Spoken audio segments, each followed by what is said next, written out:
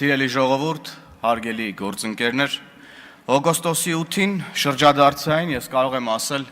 որ դրանից մի ամիս առաջ միգուցե անհավատալի ձեռքբերումներ են ունեցել Հայաստանի Հանրապետությունը, հայ ժողովուրդը, եւ մենք անկախությունից ի վեր հնարավորություն ունենք, փաստաթղթավորված գործնական հնարավորություն ունենք ապաշրջափակվելու, լինելու ապաշրջափակված քաղաքականապես, տնտեսապես, ինչու՞ չէ նաև ռազմական առումով։ Եվ այս ուրեմն հայտարարությունը, ինչը որ մենք քննարկում ենք,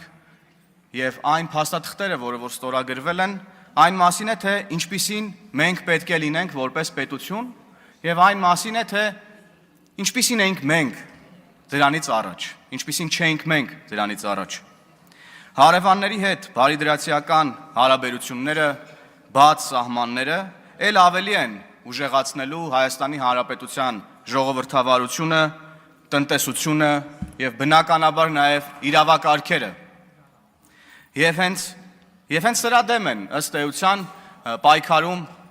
տխրահռչակ ուժերը, որոնք ըստ էության այսօր, ինչպես արդեն արձանագրեցինք, պահը օգտագործեցին եւ փախան դահլիճից, որ ներկա չգտնվեն Հայաստանի Հանրապետության համար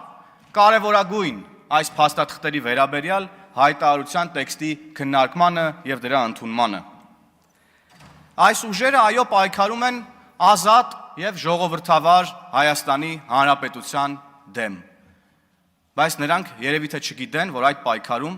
ի սկզբանե ջախջախված են։ Սիրելի հայրենակիցներ, մենք պատմական ձեռքբերումներ ունենք եւ